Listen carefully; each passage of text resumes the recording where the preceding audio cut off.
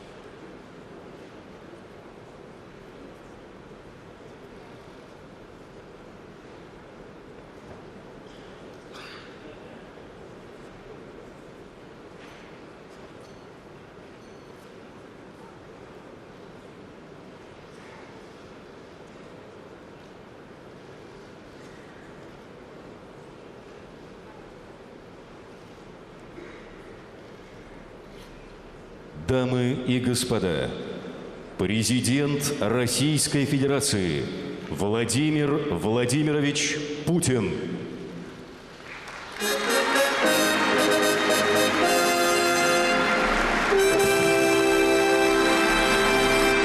Спасибо. Большое вас. Благодарю. Уважаемые члены Совета Федерации и депутаты Государственной Думы, уважаемые граждане России. Послание Федеральному собранию впервые оглашается в самом начале года. Нам нужно быстрее, не откладывая, решать масштабные социальные, экономические, технологические задачи, перед которыми стоит страна. Их содержание и ориентиры отражены в национальных проектах, реализация которых требует нового качества государственного управления, работы правительства, всех уровней власти, прямого диалога с гражданами. Сегодня в нашем обществе четко обозначился запрос на перемены. Люди хотят развития и сами стремятся двигаться вперед в профессии, знаниях, в достижении благополучия. Готовы брать на себя ответственность за конкретные дела. Зачастую они лучше знают, что, почему и как надо менять там, где они живут, работают, в городах, районах, селах, по всей стране. Темпы изменений должны нарастать с каждым годом, с ощутимых для граждан результатов, по достижению достойного уровня жизни. И, повторю, с их активным участием. Уважаемые коллеги, судьба России, ее историческая перспектива зависит от того, сколько нас будет. Я хочу содержательную часть начать именно с демографии. Зависит от того, сколько детей родится в российских семьях. Через год, через 5-10 лет. Какими они вырастут, кем станут, что сделают для развития страны и какие ценности будут для них опорой в жизни. Сегодня нас почти 147 миллионов человек. Но мы вступили в очень сложный демографический период. Его особенность в том, что благодаря мерам, которые мы приняли, начиная с середины 2000-х годов, нам удалось добиться положительных результатов демографии и даже в какой-то период выйти на естественный прирост населения. Потому и школьников у нас становится все больше. Но семьи эти сейчас создают малочисленные поколения 90-х годов. Число рождений вновь падает. Вот в чем напряженность демографического периода, через который проходит сегодня Россия. Такой ключевой показатель, как суммарный коэффициент рождаемости, то есть число рождений, приходящихся на одну женщину, в 2019 году составил по предварительной оценке 1,5. Много это или мало? Для нашей страны мало. Да, это примерно то же самое, что во многих европейских странах, но для нашей страны мало. Для сравнения, 1,3 было в 1943 году, во время Великой Отечественной войны. Правда, еще хуже было в 90-х. В 90-х годах, в 99-м, например, 1,16 всего. Хуже, чем во время Великой Отечественной войны. Семьи с 2 детьми тогда были редкостью, а то и вовсе люди вынужденно откладывали рождение ребенка. Повторю, существующие сейчас негативные прогнозы не могут нас не настораживать. Наша историческая обязанность ответить на этот вызов. Не только выбраться из демографической ловушки, но и к середине наступающего десятилетия обеспечить устойчивый естественный рост численности населения страны. В 2024 году коэффициент рождаемости должен быть 1,7. Демография – это сфера, где нет какого-то универсального, тем более узковедомственного решения. Каждый наш шаг, новый закон, государственную программу мы должны оценивать прежде всего с точки зрения высшего национального приоритета – сбережения и приумножения народа России.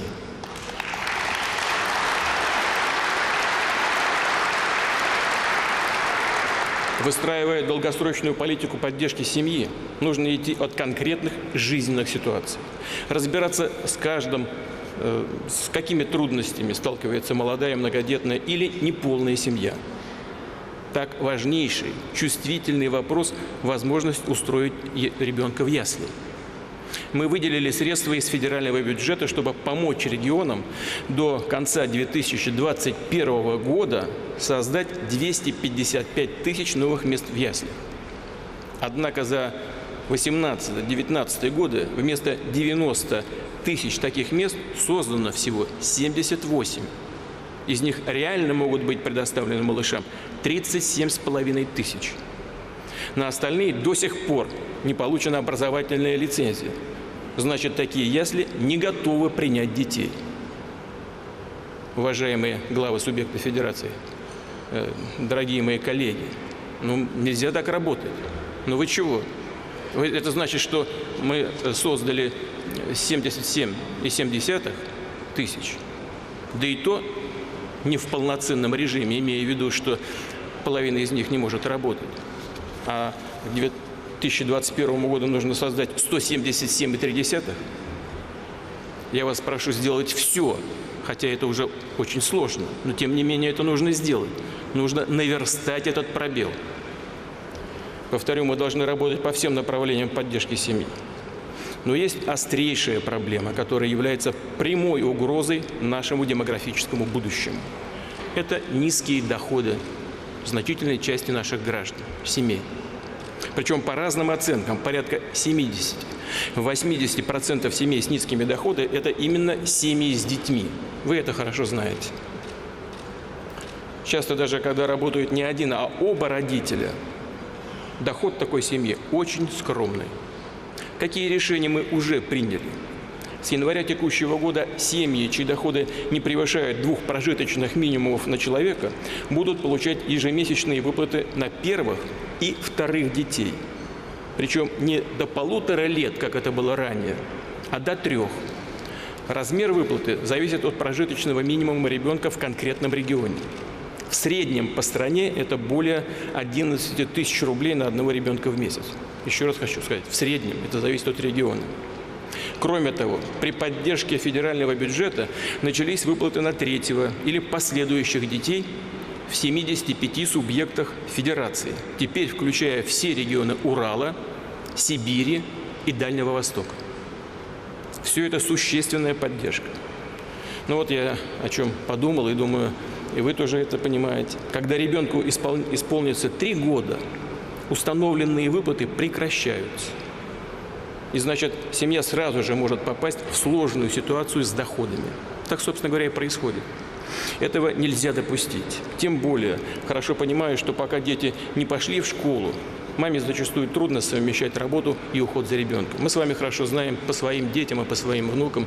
Ребятишки в этом возрасте, что называется, знакомятся с вирусами, часто болеют. Маме не выйти на работу. В этой связи предлагаю предусмотреть ежемесячные выплаты на детей в возрасте от 3 до 7 лет включительно.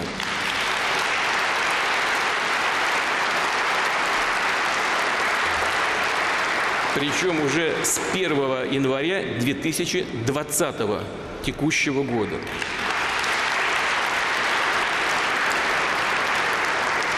Кого затронет эта мера и как, полагаю, она должна действовать?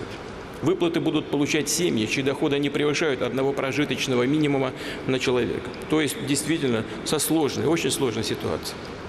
Чтобы получать такую выплату, достаточно будет подать заявление, а также указать свой легальный официальный доход. Обращаю внимание, нужно сделать эту процедуру максимально удобной и простой для граждан, чтобы они могли все оформить без очередей и преград. Или дистанционно через соответствующий государственный портал. В каждом субъекте федерации, как я уже сказал, доходы могут разниться. И выплата на первом этапе составит у нас половину прожиточного минимума, 5,5 тысяч. Но это не все. Мы должны будем понять и оценить, как работает эта система. И если увидим, что какие-то семьи не доходят до прожиточного минимума, получая 5,5 тысяч, сделаем следующий шаг. И будем выплачивать со следующего года уже целиком. В регионах, в каждом регионе по-разному. Будем выплачивать полный ПМ. Это 11 с лишним тысяч.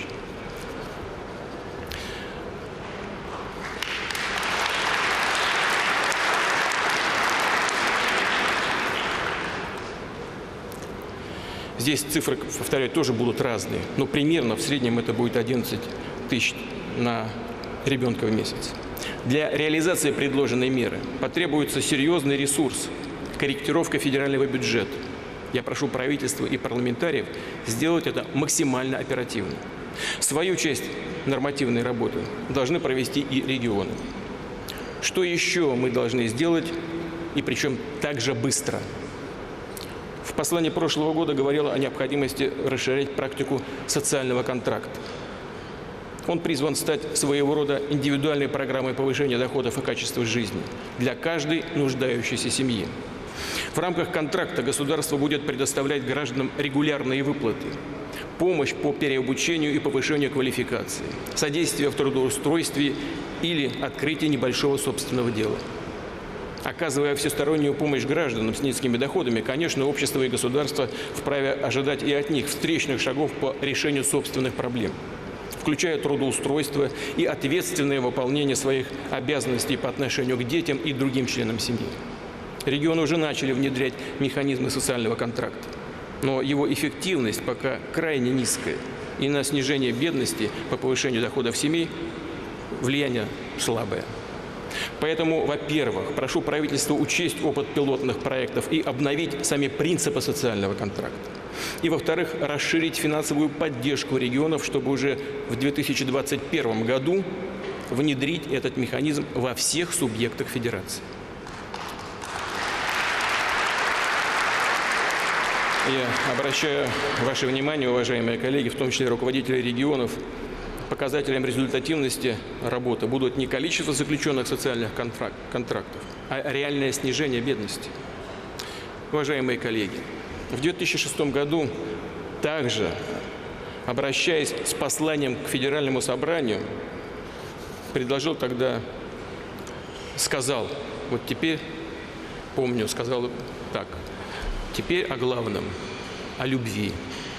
И предложил тогда программу материнского капитала. Ее главная цель, смысл – помочь семьям, принимающим решение о рождении второго ребенка. Сейчас эта программа рассчитана на период до 31 декабря 2021 года. Знаю, что часто звучит волнующий для многих людей вопрос, что государство намерено делать после 31 декабря 2021 года. Мы продлим эту программу.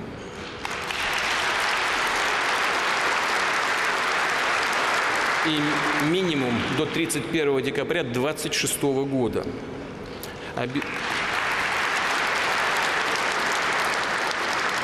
Такой шаг нужно сделать обязательно. Но сегодня только этого уже недостаточно. Нам необходимо поддержать молодых людей, тех, кто начинает семейную жизнь и уверен, мечтает о детях. В этой связи хотел бы предложить новые, дополнительные решения по материнскому капиталу, которые также должны вступить в силу с 1 января 2020 года. Уже при рождении первенца семья получит право на материнский капитал в его сегодняшнем объеме.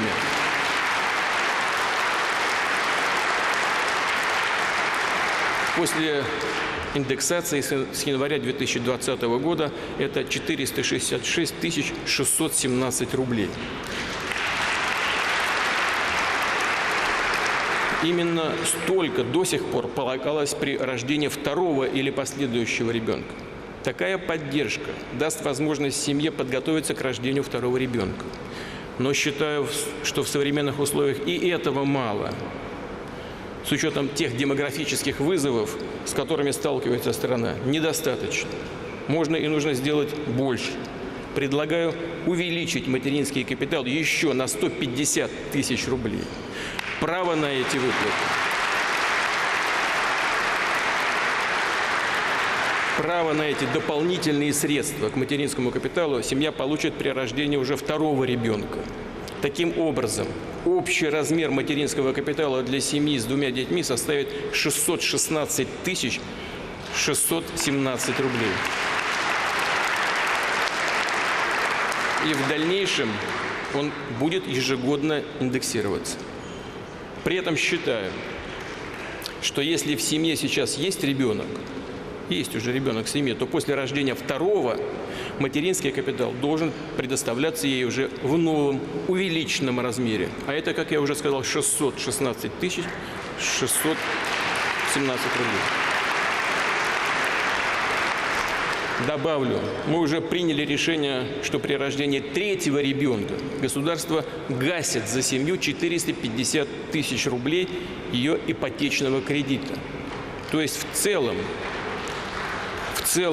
семья с 3 детьми сможет при помощи государства вложить в решение своей жилищной проблемы свыше 1 миллиона рублей.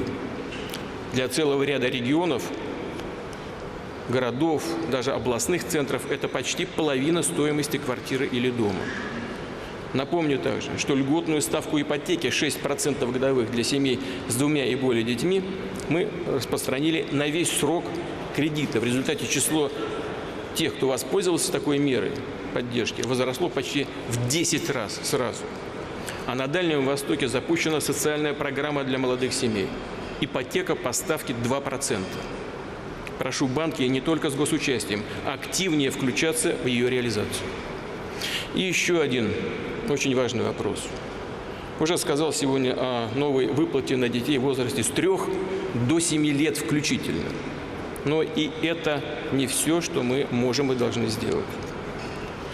Да, когда ребенок идет в школу, у родителей, особенно у мам, появляется больше возможностей выйти на работу, получить дополнительный доход. Однако и расходы семьи, чтобы собрать ребенка в школу, тоже возрастают. Забота семьи прибавляется. И на этом этапе ее также нужно поддержать. В этой связи предлагаю обеспечить бесплатным горячим питанием всех учеников начальной школы с 1 по 4 класс.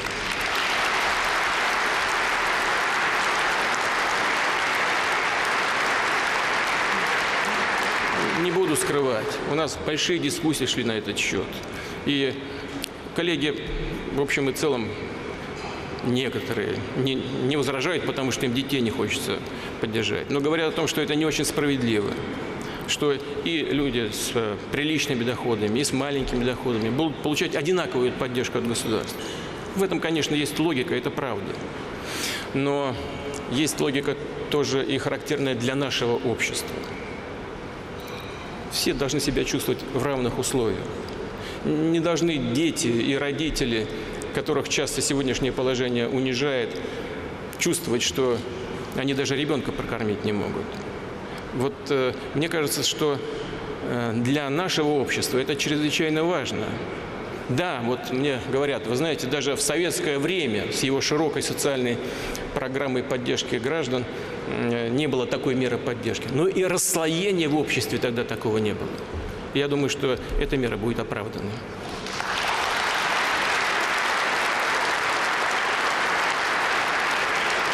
Чтобы организовать бесплатное, горячее и, подчеркну, здоровое питание, предлагаю направить средства из 3 источников – федерального, регионального и местного. Но вопрос не только в деньгах. Нужно создать в школах и необходимую инфраструктуру, оборудовать столовые и буфеты, наладить систему снабжения и, безусловно, качественными продуктами. Обращаю внимание, что даже во время Советского Союза этого не делалось, как я уже сказал.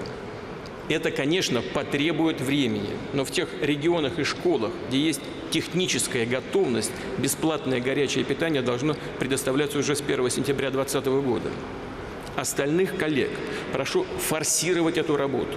Не позднее 1 сентября 2023 года младшие школьники во всех субъектах Федерации по всей стране должны быть обеспечены бесплатным, качественным горячим питанием. Что хотел бы сказать в целом, уважаемые коллеги? Смысл всех, хочу это подчеркнуть, всех принимаемых нами мер заключается в том, чтобы создать в России стройную, масштабную и, главное, эффективно работающую систему поддержки семей. чтобы доходы наших граждан, в первую очередь тех, кто поднимает на ноги детей, были достаточными для достойной жизни. Повторю то, о чем говорил в начале послания. Шаги, которые мы предприняли в предыдущие годы в сфере демографического развития, уже дали результат. Тогда они дали результат. Это в России поэтому растет большое поколение. Это ребята, которые сейчас ходят в детский сад, учатся в школах. Очень важно, чтобы они восприняли подлинные ценности многодетной семьи. Что семья – это любовь, счастье, радость материнства и отцовства. Что семья – это крепкая связь нескольких поколений, где уважение к старшим и забота о детях всегда объединяют, дают чувство уверенности, защищенности, надежности. Если для подрастающих поколений все это станет естественной нравственной нормой, неотъемлемой частью, оплотом их взрослой жизни, мы действительно сможем решить историческую задачу – гарантировать развитие России как большой и успешной страны.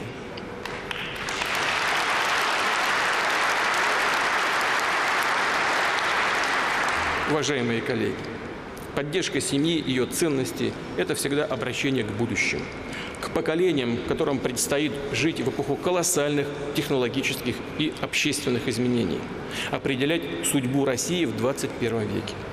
И чтобы уже сейчас они могли участвовать в создании этого будущего и в полной мере раскрыли свой потенциал, мы должны сформировать для них все условия. И прежде всего речь идет о том, чтобы каждый ребенок, где бы он ни жил, мог получить хорошее образование. В середине наступающего десятилетия в России будет около 19 миллионов школьников. Почти на 6 миллионов больше, чем в 2010 году. Некоторые полагают, что повлиять на объективные процессы в демографии трудно, а потому выделять большие ресурсы на демографическое развитие нецелесообразно. Однако на практике мы видим прямое доказательство обратного, а именно меры поддержки семьи работают. Их результат превосходит иногда даже самые смелые наши ожидания. Замечательно, что в наших школах вновь так много детей. Вместе с тем, такая ситуация не должна сказываться на комфорте и качестве их обучения. Прошу правительства совместно с регионами, с учетом демографического и других факторов, определить, сколько необходимо дополнительных школьных мест, внести необходимые изменения в национальный проект образования. Здесь нужно искать гибкие решения. Не только строить школы, но и эффективно использовать всю образовательную, да и другую инфраструктуру для этих целей. Возможности современных технологий в интересах обучения детей. Сейчас практически все школы России подключены к интернету. В 2021 году они должны получить уже не просто доступ в сеть, а высокоскоростной интернет, что позволит в полном объеме приступить к цифровой трансформации отечественной школы, обеспечить доступ педагогов и учеников к передовым образовательным программам, внедрять индивидуальные подходы к обучению, направленные на раскрытие способностей каждого ребенка. У нас динамично развивается сеть детских технических, инженерных кружков и центров. Такими же современными должны стать условия для занятий музыкой, живописью, другими видами творчества. В рамках национального проекта «Культура» выделяется более 8 миллиардов рублей на оборудование и музыкальные инструменты для детских школ искусств. Но проблема гораздо шире. Сейчас более 1000 помещений, где размещены такие учебные заведения, обветшали или просто непригодны для занятий. Прошу правительства помочь регионам привести их в порядок. И регионы прошу не забывать, что это ваша обязанность. Далее.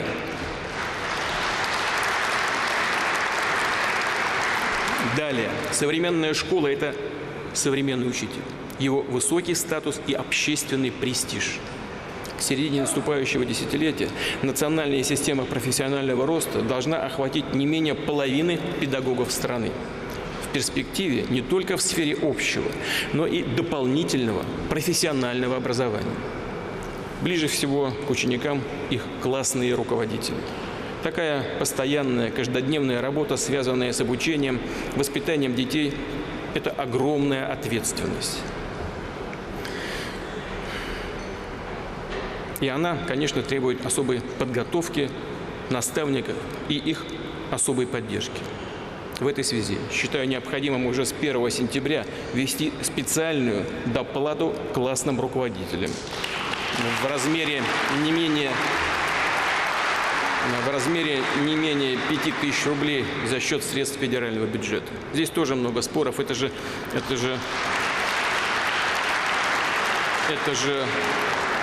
обязанности регионов. Здесь присутствующие в зале это хорошо понимают. Но все-таки, что такое классный руководитель? Это воспитатель, а это все-таки федеральная функция.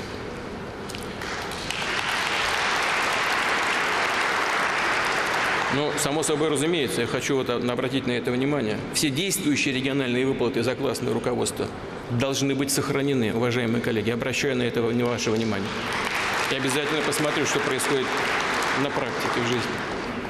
Не раз заострял внимание на том, что все параметры по уровню зарплат учителей, врачей, бюджетников в целом, заданные в майских указах еще 2012 года, должны строго соблюдаться. То, что постоянно обращаюсь к этой теме, не случайно. Если не держать вопрос на контроле, то, и многие сидящие в зале это знают, появляется соблазн съехать с темой. Не надо этого делать. Подчеркну, речь идет о людях, специалистах, которые работают в важнейших для общества и страны сферах. Их труд должен оплачиваться достойно и справедливо. В ближайшие годы число выпускников школ будет расти. С учетом этого нам важно сохранить равную, справедливую доступность бесплатного очного высшего образования. В этой связи предлагаю ежегодно увеличивать количество бюджетных мест в вузах. Причем, и вот что я сейчас скажу дальше, это чрезвычайно важно, в приоритетном порядке отдавать эти места именно в региональные вузы, именно в те территории,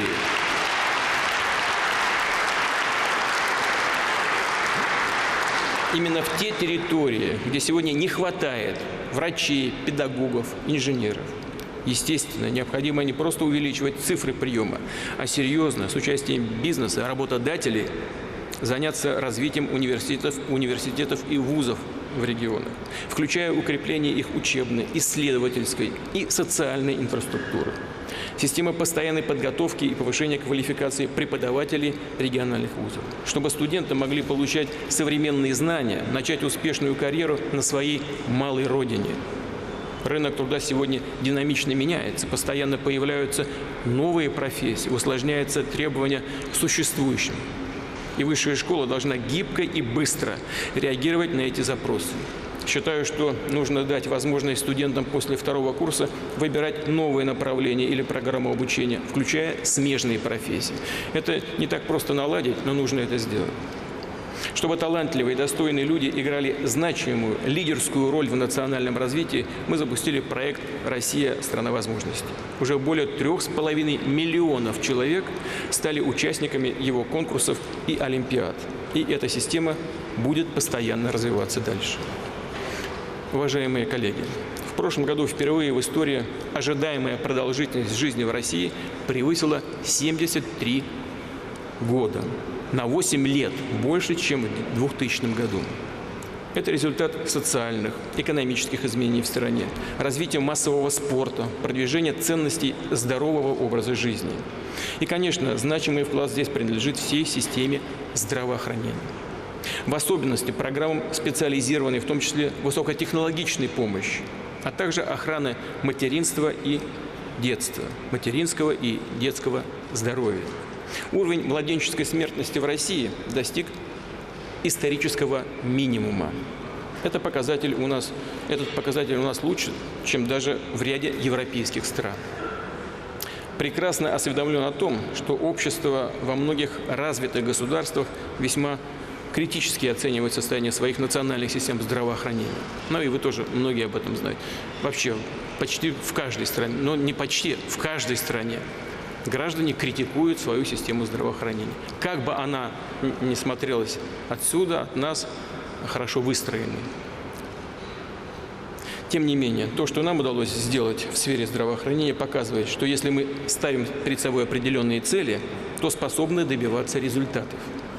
Однако, повторю, о здравоохранении люди судят, конечно же, не по цифрам и не по показателям. Человека, который вынужден ехать за десятки километров в поликлинику, тратить целый день в очереди или неделями ждать приема у узкого специалиста, мало интересует, насколько выросла средняя продолжительность жизни в стране. Он думает о своей жизни, это понятно, о своем здоровье, о том, как безо всяких препятствий получить качественную и своевременную медицинскую помощь. Поэтому сейчас нам нужно сконцентрировать усилия на первичном звене здравоохранения, с которым соприкасается каждый человек и каждая семья. Именно здесь у нас больше всего сложных, чувствительных для людей проблем. В этом году мы должны в полном объеме, как и предусмотрено в профильном национальном проекте, завершить развертывание сети фельдшерско-акушерских пунктов. Но это не значит, что все проблемы с ФАПами решены. Хочу подчеркнуть, смысл их работы не в том, чтобы выписывать справки и направления и сходу сопровождать людей, спроваживать людей в райцентр. У специалистов на местах должна быть возможность оказывать реальную помощь людям, использовать современное оборудование и скоростной интернет. Я прошу Общероссийский народный фронт взять под контроль ход оснащения, строительства и ремонта ФАПов. Также с 1 июля будут запущены программы модернизации первичного звена здравоохранения. Предстоит отремонтировать и оборудовать новой техникой поликлиники, районные больницы, станции скорой помощи во всех регионах страны. На решение этих задач мы дополнительно выделили 550 миллиардов рублей. Более 90% – это федеральные ресурсы. В свою очередь, прошу субъекты федерации найти резервы и вплотную заняться решением жилищных проблем врачей и фельдшеров, особенно в селах, поселках, малых городах. Использовать для этого все механизмы, в том числе служебное жилье, поддержку индивидуального жилищного строительства. Вопрос подготовки, привлечения кадров ключевой для здравоохранения. К 2024 году все его уровни должны быть обеспечены специалистами и в приоритетном порядке. Первичное звено. В этой связи предлагаю в новом учебном году существенно изменить порядок приема в вузы по медицинским специальностям.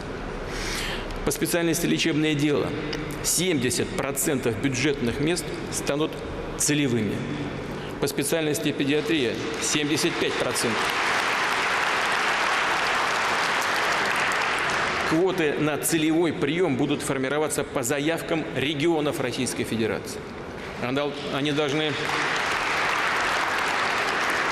но они, в свою очередь, должны предоставить гарантию трудоустройства будущим выпускникам, чтобы специалисты приходили на работу именно туда, где их помощи ждут люди. Что касается ординатуры, предлагаю по самым дефицитным направлениям установить почти 100% целевое обучение. Причем при поступлении преимущество будут иметь врачи со стажем работы в первичном звене, особенно на селе. Естественно, что целевое обучение надо предусмотреть и для федеральных медицинских центров. И, наконец, как мы и договаривались, с этого года начнет поэтапно внедряться новая система оплаты труда в здравоохранении, основанная на прозрачных, справедливых и понятных правилах, с установлением фиксированной доли окладов в заработной плате и единым для всей страны перечнем компенсационных выплат и стимулирующих надбавок. Понимаю, что реализация всех заявленных целей требует значительных ресурсов. Если вы сейчас вернетесь к тому, с чего я начал, по каждому пункту это большие деньги. В этой связи прошу правительство еще раз вернуться к определению приоритетов нашего развития при сохранении бюджетной устойчивости. Это наше преимущество, которого мы достигли за последние годы, и ни в коем случае его нельзя потерять. Знаю, что в прошлом году в ряде регионов были перебои с поставками лекарств, потому что закупки оказались фактически сорванными. И некоторые чиновники позволяли себе рассуждать так, будто речь шла о закупке канцтоваров. Не беда, объявим новые конкурсы. А люди-то оставались без крайне важных, подчас жизненно необходимых лекарств. Обращаю внимание, такие ситуации не должны больше никогда повторяться. Далее, в текущем году должен заработать единый сквозной регистр получателей препаратов. которые предоставляются человеку бесплатно или с большой скидкой по федеральной или региональной льготе, чтобы путаницы здесь больше не было.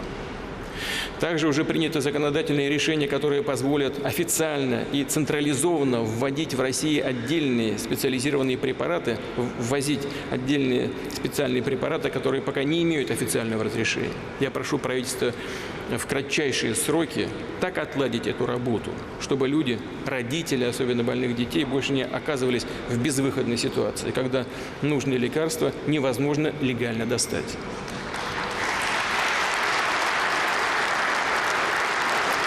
Существенно изменится и контроль качества лекарственных препаратов. Он будет усилен не только на фармпредприятиях, но и на всех этапах обращения лекарств, в том числе в аптечных сетях. Уважаемые коллеги, в последние годы мы сосредоточили усилия на укреплении макроэкономической устойчивости. Я только что об этом упоминал. Федеральный бюджет вновь стал профицитным. Наши государственные резервы уверенно покрывают совокупный внешний долг. Говорю не о каких-то абстрактных, отвлеченных показателях. Они прямо, хочу это подчеркнуть, прямо связаны с жизнью каждого человека в нашей стране, с выполнением социальных обязательств перед людьми. Мы видим, с какими проблемами, даже потрясениями сталкиваются граждане тех государств, где подобной подушки безопасности не было, где такой фундамент оказался зыбким. Результатом последовательной работы правительства и Банка России стала и ценовая стабилизация. По итогам прошлого года инфляция составила 3%. Это ниже установленного ориентира в 4%. Да, на отдельные товары и услуги цены выросли чуть больше. Но в общем, повторю, инфляция находится на предсказуемо низком уровне. Ситуация принципиально отличается от той, что была еще 5 или 10, тем более лет назад, когда двузначная инфляция фактически была налогом на всех граждан страны, особенно тяжелым для тех, кто получал фиксированные доходы – пенсионеров, работников бюджетной сферы. Сейчас, опираясь на устойчивый макроэкономический фундамент, нужно создать условия для существенного повышения реальных доходов граждан. И вновь подчеркну, это важнейшая задача правительства и Центрального банка. Для ее решения необходимы структурные изменения национальной экономики, увеличение ее эффективности. В 2021 году темпы роста ВВП России должны быть выше мировых. Чтобы получить такую динамику, нужно запустить новый инвестиционный цикл, серьезно нарастить вложения в создание и обновление рабочих мест, инфраструктуру, в развитие промышленности, сельского хозяйства, сферы услуг. Начиная с этого года ежегодный прирост инвестиций должен составлять не менее 5%. Их долю в ВВП страны нужно увеличить с текущего 21% до 25% в 2024 году. Что необходимо сделать для стимулирования инвестиций? Первое. Мы договорились в течение 6 лет не менять налоговые условия для бизнеса. Таким образом, обеспечить более широкий горизонт для планирования инвестиций. Я обращаюсь к депутатам, правительству. Нужно ускорить принятие пакета законопроектов о защите и поощрении капиталовложений. Напомню, что налоговые условия для крупных, значимых проектов должны быть неизменны на срок до 20 лет. А требования и нормативы при строительстве производственных объектов зафиксированы должны быть на 3 года. Эти гарантии инвесторам должны стать нормой закона. Конечно, поддержку должны получить не только крупные проекты, но и деловые инициативы малого и среднего бизнеса. Сегодня у субъектов Федерации есть право предоставлять так называемый инвестиционный налоговый вычет, трехлетнюю льготу по налогу на прибыль. Но они редко используют эту возможность. Ну, понятно почему. Потому что региональные бюджеты теряют поступления. В этой связи предлагаю за счет федеральных средств компенсировать регионам 2/3 их выпадающих доходов от применения инвестиционного налогового вычета.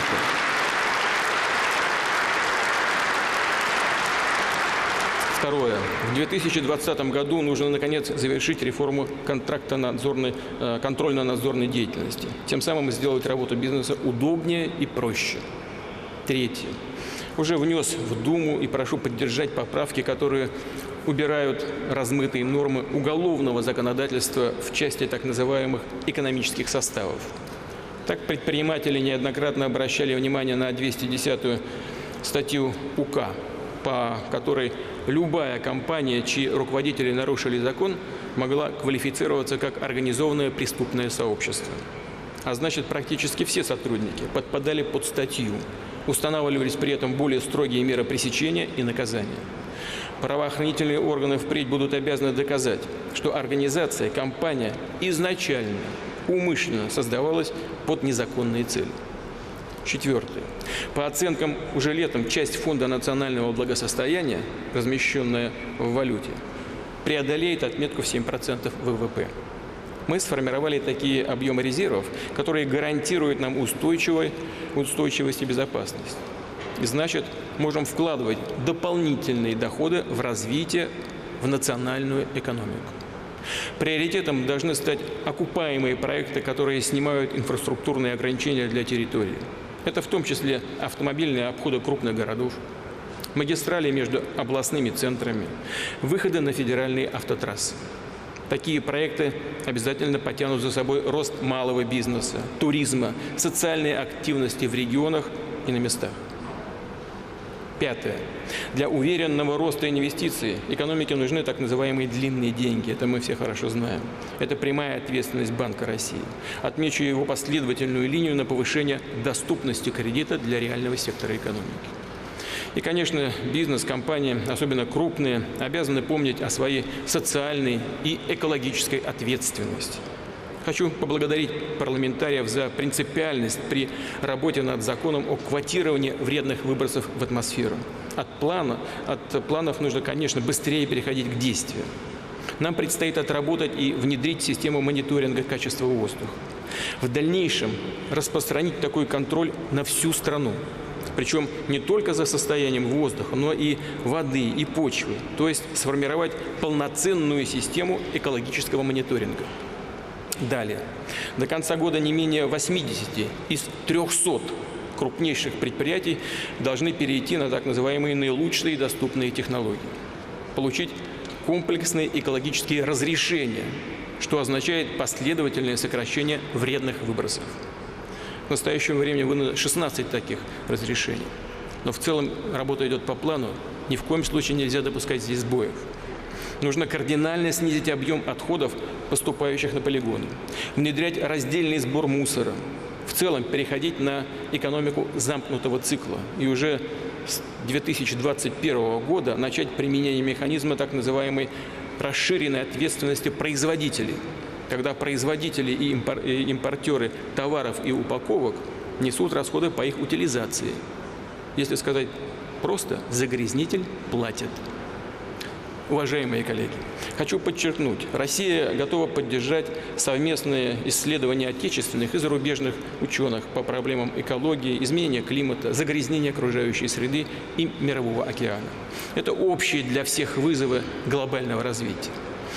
Сегодня скорость технологических изменений в мире многократно возрастает, и мы должны создать собственные технологии и стандарты по тем направлениям, которые определяют будущее. Речь прежде всего об искусственном интеллекте, генетике, новых материалах, источниках энергии, цифровых технологий. Убежден, мы способны достичь здесь такого же прорыва, как и в оборонной сфере. Об этом я еще два слова скажу позже. Для решения сложных технологических задач продолжим развитие исследовательской инфраструктуры, включая объекты класса Mega Science. Уверен, возможность работать на уникальном оборудовании, браться за самые амбициозные задачи – это стимул для талантливых молодых людей идти в науку. Так уже и происходит, уважаемые коллеги. По оценкам к середине десятилетия, каждый второй ученый России будет моложе 40 лет. Исследователям, инженерам,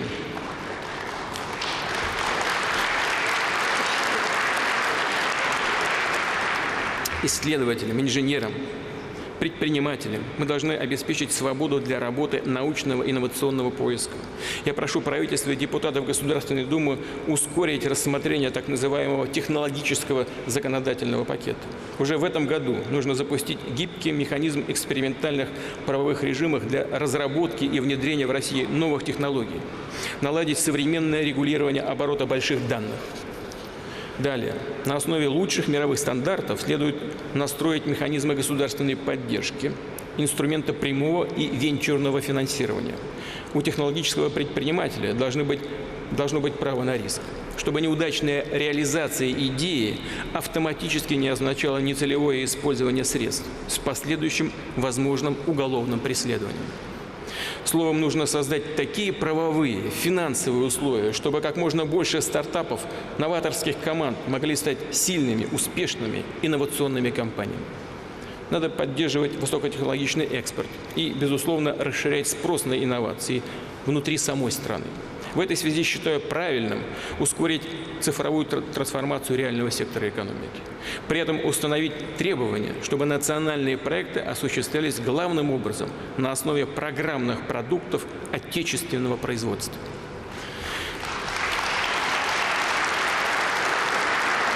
Мы уже создали крупнейшую инфраструктуру, для примера, цифрового телевидения. По своим техническим параметрам одно из самых современных в мире. Охват цифровым телевидением в России сейчас выше, чем, например, во Франции, Австрии или Швейцарии. Повседневной жизненной необходимостью для людей стал сегодня и интернет. Причем Россия – одна из немногих стран мира, где есть свои социальные сети, мессенджеры, почтовые и поисковые системы, другие национальные ресурсы. В этой связи предлагаю подготовить и реализовать проект «Доступный интернет». По всей территории страны обеспечить бесплатный доступ к социально значимым отечественным интернет-сервисам. Повторю, в этом случае людям не придется платить за саму услугу связи, за интернет-трафик.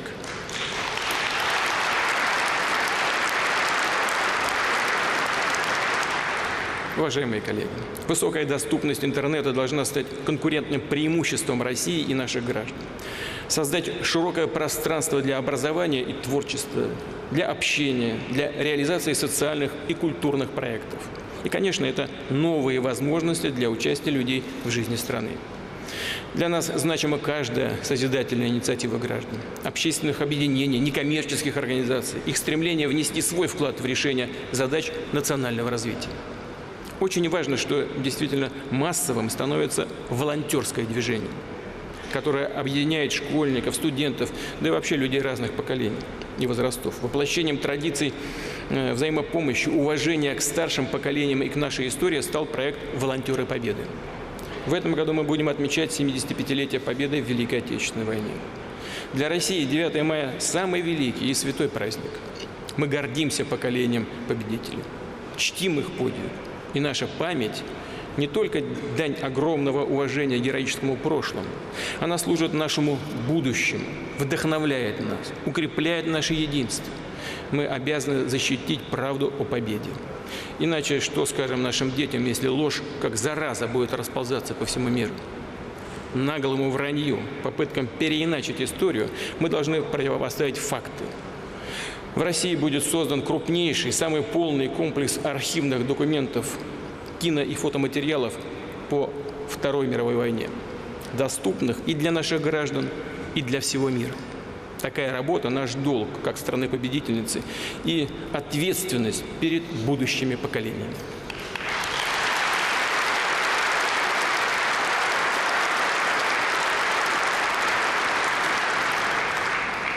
Уважаемые коллеги, мы видим, как непредсказуемо, неуправляемо развиваются события в мире.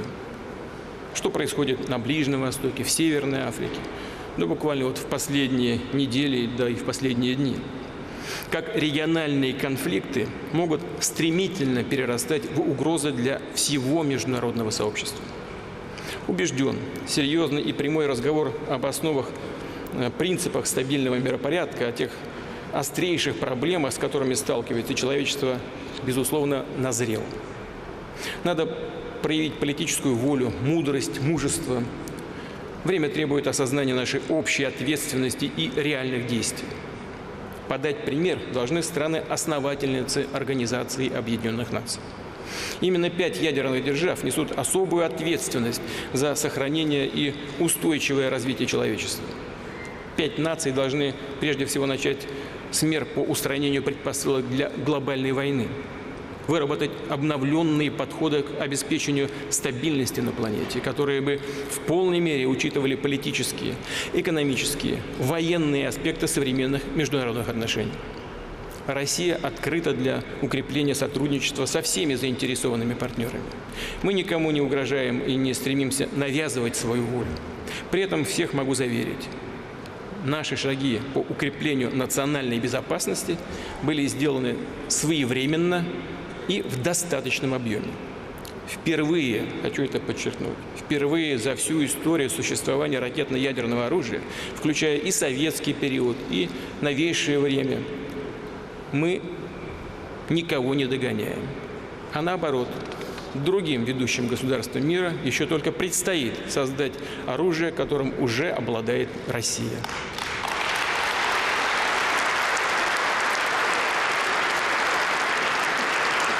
Обороноспособность страны обеспечена на десятилетия вперед. Хотя и здесь нам нельзя почивать на лаврах и расслабляться. А нужно идти вперед, внимательно наблюдая и анализируя то, что происходит в этой сфере в мире. Разрабатывать боевые комплексы и системы будущих поколений. Но сегодня мы так и делаем. Надежная безопасность создает основу для прогрессивного, мирного развития России. Позволяет нам сделать гораздо больше для решения самых насущных внутренних вопросов. Сосредоточиться на экономическом, социальном росте всех наших регионов в интересах людей. Потому что величие России неотделимо от достойной жизни каждого гражданина. В этой гармонии сильной державы и благополучия людей вижу основу нашего будущего.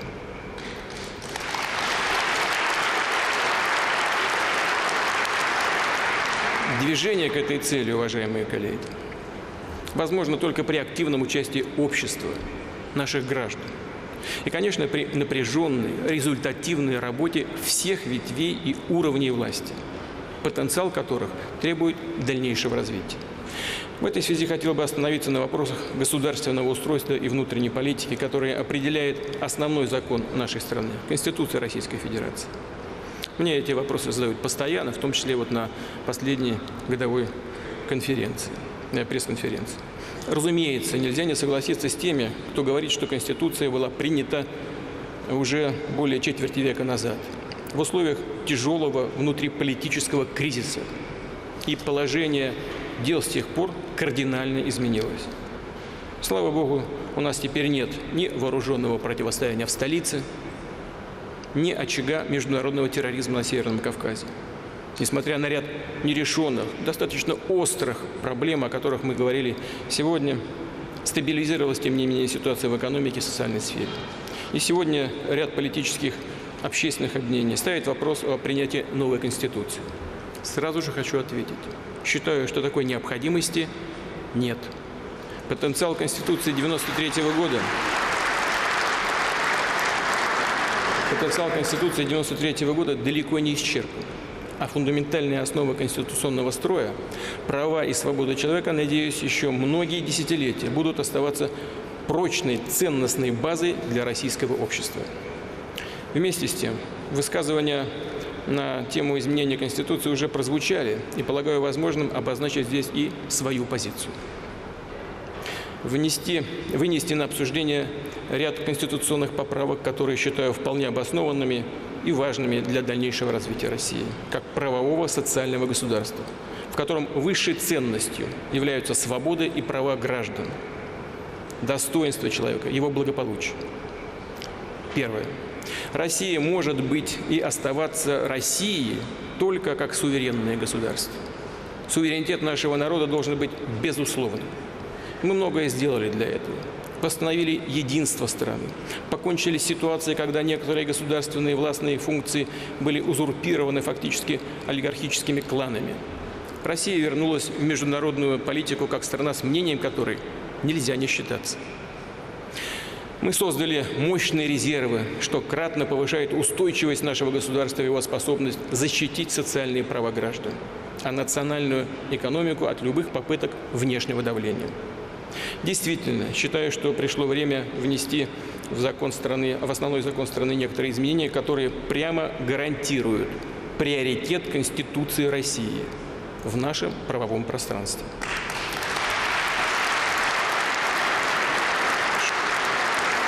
Что это означает? Это означает, что буквально следующее. Требования международного законодательства и договоров, а также решения международных органов могут действовать на территории России только в той части, в которой они не влекут за собой ограничения прав и свобод человека и гражданина, не противоречат нашей Конституции.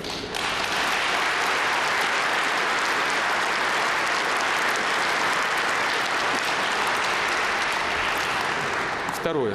Предлагаю на конституционном уровне закрепить обязательные требования к лицам, которые занимают должности критически важные для обеспечения безопасности и суверенитета страны. А именно, главы субъектов Федерации, члены Совета Федерации, депутаты Государственной Думы, председатель правительства, его заместители, федеральные министры, руководители иных федеральных органов, а также судьи не могут иметь иностранное гражданство, вид на жительство, либо иной документ, который позволяет постоянно проживать на территории другого государства.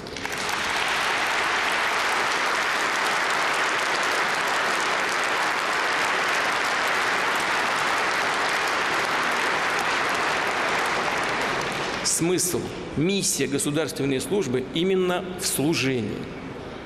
И человек, который выбирает этот путь, должен прежде всего для себя решить, что он связывает свою жизнь с Россией, с нашим народом. И никак иначе, без всяких полутонов и допущений.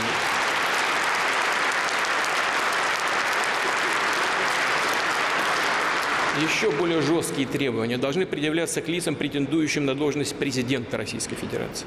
Предлагаю здесь закрепить требования о постоянном проживании на территории России не менее 25 лет, а также отсутствие иностранного гражданства или вида на жительство в другом государстве.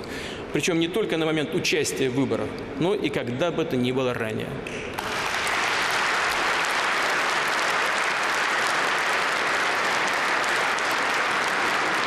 Знаю также, что в нашем обществе обсуждается конституционное положение о том, что одно и то же лицо не должно занимать должность президента Российской Федерации более 2 сроков подряд. Не считаю, что этот вопрос принципиальным, но согласен с этим.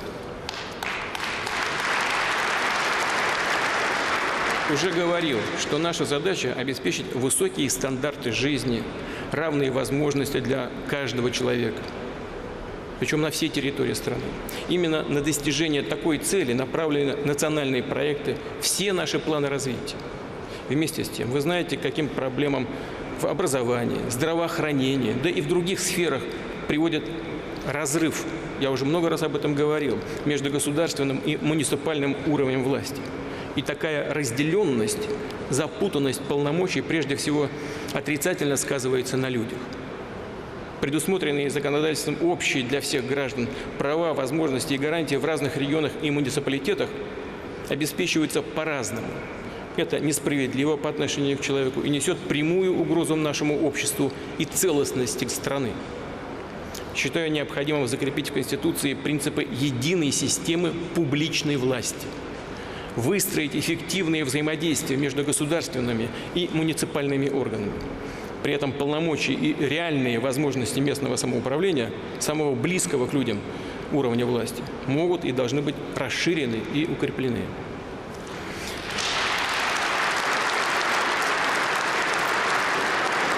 И, конечно, в любом случае, при любой ситуации и на всей территории страны должны исполняться социальные обязательства государства.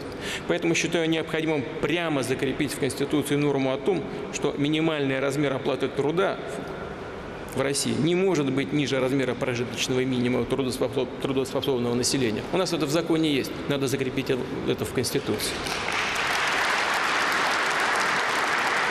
А также закрепить в основном законе принципы достойного пенсионного обеспечения. Имею в виду здесь и регулярную индексацию пенсий. Четвертое. Россия огромная страна, и у каждого субъекта федерации есть свои особенности, проблемы, свой опыт. Все это, безусловно, надо учитывать. Считаю необходимым кардинально повысить роль губернаторов в выработке и принятии решений на федеральном уровне. Вы знаете, в 2000 году по моей инициативе был возрожден Государственный совет, в работе которого участвуют главы всех регионов. За прошедшее время Госсовет показал свою высокую эффективность. Его рабочие группы обеспечивают профессиональное, всестороннее и качественное рассмотрение наиболее значимых для граждан и страны вопросов. Считаю целесообразным закрепить в Конституции России соответствующий статус и роль Государственного совета. Пятое.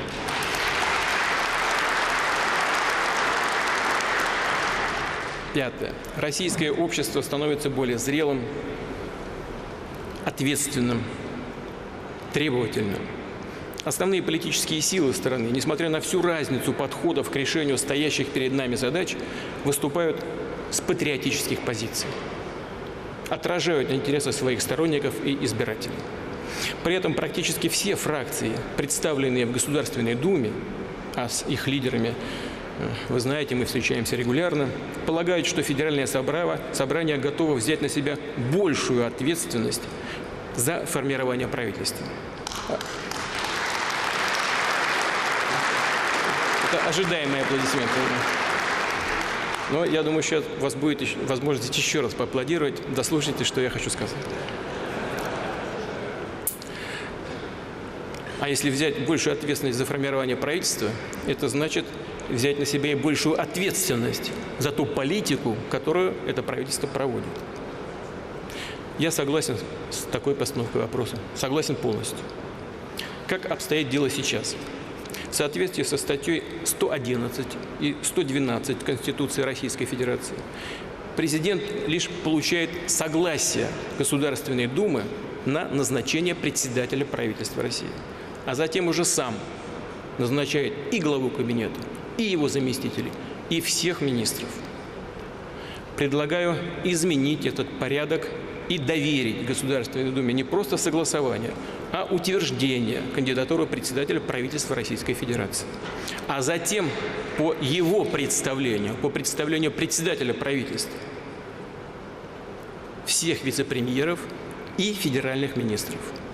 При этом президент будет обязан назначить их на должность, то есть будет не вправе отклонить утвержденные парламентом кандидатуры соответствующих должностных лиц.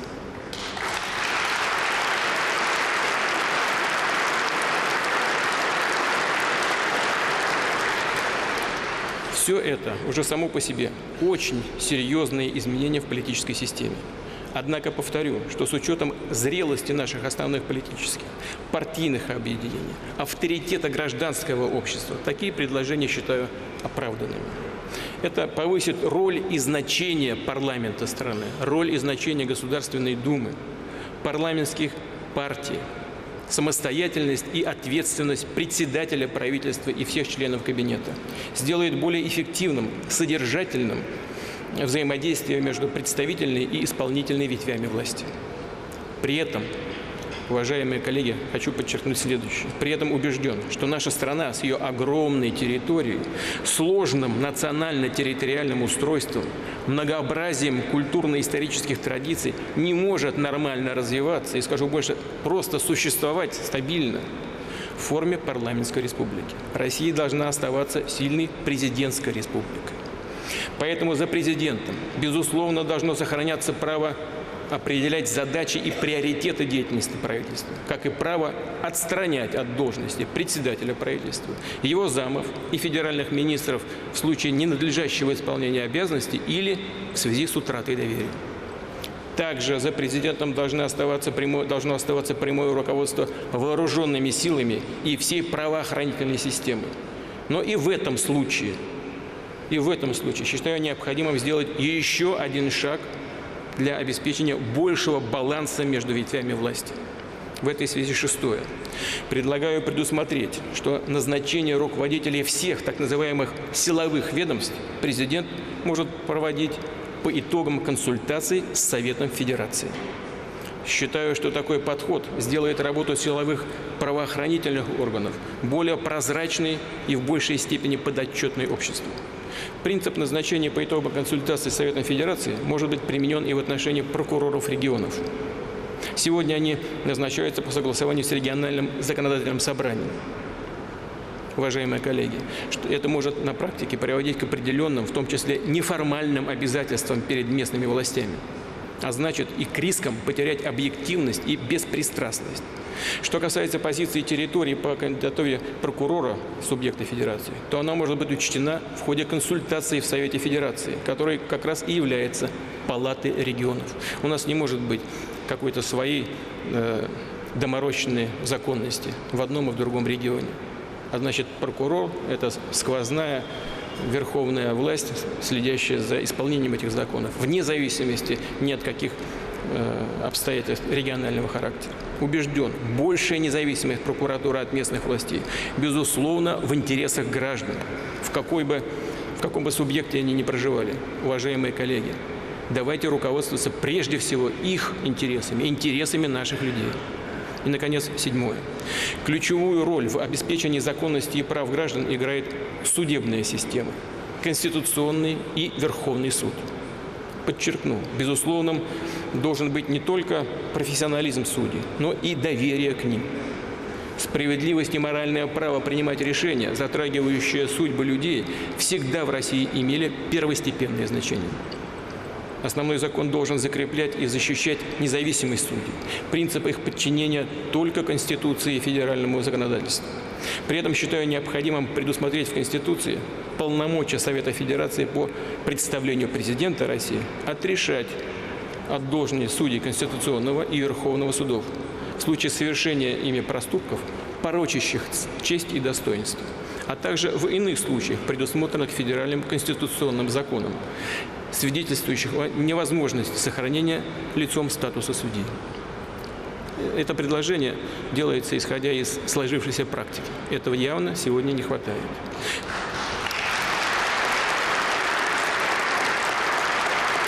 Кроме того, для повышения качества отечественного законодательства, для надежной защиты интересов граждан предлагаю усилить роль Конституционного суда, а именно наделить его возможностью по запросам президента проверять конституционность законопроектов, принятых Федеральным собранием до их подписания главой государства. Можно подумать и о распространении полномочий Конституционного суда оценивать на соответствие Конституции не только законы, но и иные нормативно-правовые акты органов государственной власти, как федерального, так и регионального уровня. Уважаемые коллеги, подчеркну, прозвучавшие сегодня предложения, конечно, не ограничивают круг дискуссий вокруг возможных поправок в Конституцию. Уверен, что свои идеи выскажут общественные объединения, партии, регионы, юридическое сообщество, граждане страны. Необходимо самое широкое публичное обсуждение. Но открывая эту дискуссию, хотел бы придать ей определенное направление. Как минимум показать, перед какими вызовами мы стоим. Нельзя забывать, уважаемые коллеги, что стало с нашей страной после 1991 года. После распада Советского Союза у нас остались прежние амбиции. При этом, конечно, сохранился колоссальный потенциал и человеческий, интеллектуальный, ресурсный, территориальный, культурно-исторический и так далее. Но возникли и угрозы. Угрозы, причем такого масштаба, о которых никто раньше даже и не задумывался. А жаль, надо было бы подумать в свое время. Поэтому при дальнейшем государственном строительстве перед нами стоят, казалось бы, прямо противоположные задачи. Служат ориентиром ценности, которые могут на первый взгляд представляться несовместимыми. Что имею в виду? Мы должны создать систему прочную, надежную, неуязвимую и по внешнему контуру абсолютно стабильную, безусловно гарантирующую России независимость и суверенитет.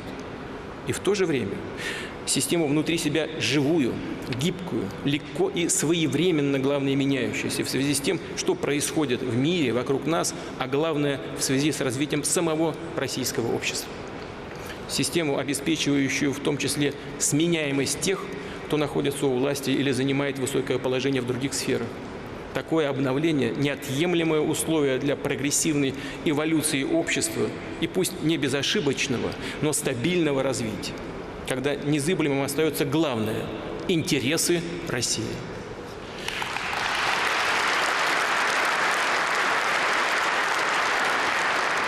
Что еще считаю принципиальным и хотел бы особо подчеркнуть? Поправки, которые нам предстоит обсуждать, не затрагивают фундаментальных основ Конституции, а значит, могут быть утверждены парламентом в рамках действующей процедуры и действующего закона через принятие соответствующих конституционных законов. Вместе с тем, учитывая, что предложенные инновации касаются существенных изменений политической системы, деятельности исполнительной, законодательной, судебной власти, считаю необходимым провести голосование граждан страны по всему пакету предложенных поправок в Конституцию Российской Федерации.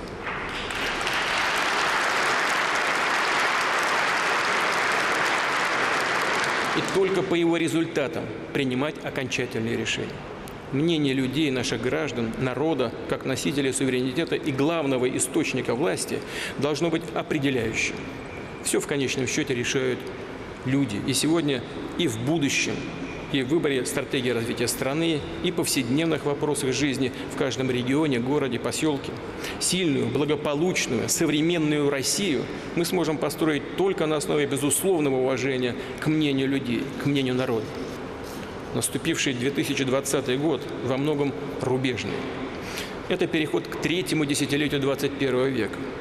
Перед Россией стоят прорывные исторические задачи, и в их решение значим вклад каждого. Вместе сообща мы обязательно изменим жизнь к лучшему. Часто говорю это слово «вместе», потому что Россия – это мы. Я имею в виду не тех, кто находится в этом зале, или не только тех, кто в зале находится, а всех граждан нашей страны. Потому что, верю, успех определяет наша добрая воля к созиданию, к развитию, к достижению самых смелых планов. Наш труд во имя своей семьи, своих близких, детей, их будущего, а значит, ради величия России, ради достоинства ее граждан. Благодарю вас за внимание.